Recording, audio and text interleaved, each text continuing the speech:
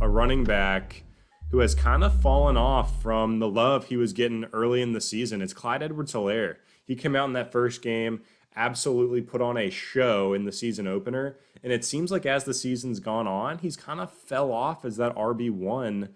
What are we doing with CEH out of their bye week? We know Le'Veon Bell is now there in Kansas City, and Patrick Mahomes is throwing the ball 40 plus times a game, and it doesn't seem like he's slowing down anytime soon. Steph, what are you doing with CEH? Are you still starting him every week? I know I am. Are you trying to sell, or are you trying to buy low from other fantasy managers in your league? I'd definitely be willing to buy low if I can. But I've been you know me, Alex, I've been a diehard CEH stan since day one. Heavy investor in Dynasty. I had him in my top 15 running backs, even when Damian Williams was set to play in 2020. And with that being said, you know I'm going to say this. You have to start Clyde Edwards-Helaire every single week just for his upside. And you could look and say, okay, Le'Veon Bell has come in and taken this volume away. That actually hasn't been the case. Bell hasn't gotten much volume either. It's not like CEH ever was a 100% opportunity share type guy. Le'Veon Bell is really taking over that Darrell Williams role, kind of as that set it and forget it RB2 there that's going to come in and help maybe in some 2-minute drill situations. But CEH gets groundwork, passing work, red zone work, all in this offense against Carolina, which was a great game to watch in Week 10 with McCaffrey coming back for one boom game. CEH was 3 for 5 receiving and had a touchdown through the air. And while the touchdown production hasn't been there, it's almost like this running joke now about how the refs hate Clyde Edwards-Helaire because every time he scores a touchdown, it gets called back. Still, with that being said, CEH is 14th in red zone touches this year. The double-digit touchdown upside that we like from guys like, deeper names like Ronald Jones, right? We love him because we know he could be the goal line back in this offense. Same thing for CEH, an offense that's just absolutely running wild. He's 11th in receptions. He's a great runner, 4.6 yards per carry this season. As a rookie, his breakaway run rate is 12th in the league. He's 13th in the league in juke rate. And look, I know people are going to say the Chiefs should have drafted DeAndre Swift. I agree, but that has nothing to do with how we should evaluate Clyde Edwards-Helaire in fantasy and how he's going to produce on the field. So that's the last time I'm mentioning that point. I'm going to put that to rest now. Let's just focus on what we actually have to work with. And right now, if you have CEH, you're starting him every week. You're hoping for that boom upside. And it was great to see some of that upside present itself through the air when the carries really weren't there on unlimited snaps for Clyde in Week 10. I agree with you, Steph. I think he is a start every week guy, no questions asked. But to me, he's in RB2 range for the rest of the year. I mean, we were talking before we started recording here.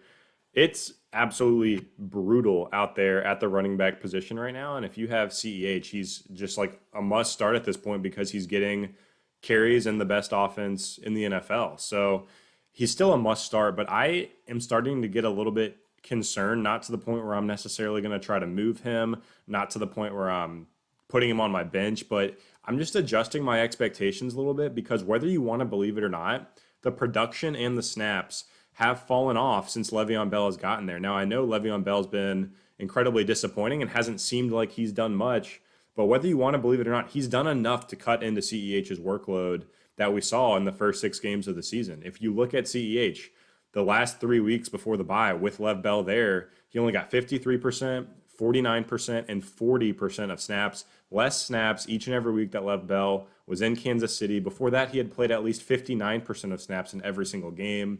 So it's trending in the wrong direction. And the Chiefs right now are having so much success throwing the ball. There's been several of their games I've watched where the announcers are just like, this might be the first time where it actually makes sense for a football team to throw the ball on every single play because they literally can. And they get crafty, like kind of they say like running through the air, like screen passes and shovel passes and things like that. They just do so much so well. They like literally don't need to run the ball. And obviously they still will.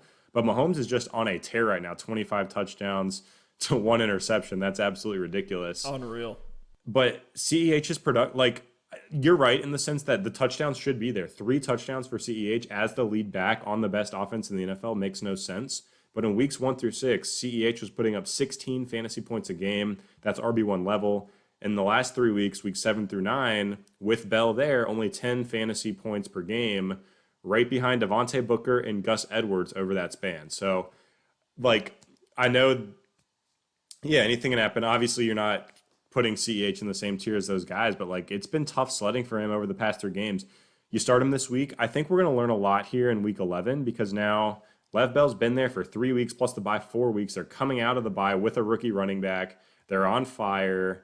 They're playing the Raiders, which should be a high-scoring game. I think this week is going to tell us a lot. So keep an eye on CEH, look at the snaps, see how Lev Bell is used as well, and really pay attention to whether CEH continues to be out there in the red zone because he has been out there in the red zone a ton, and the ball just isn't quite going his way as often as he'd like.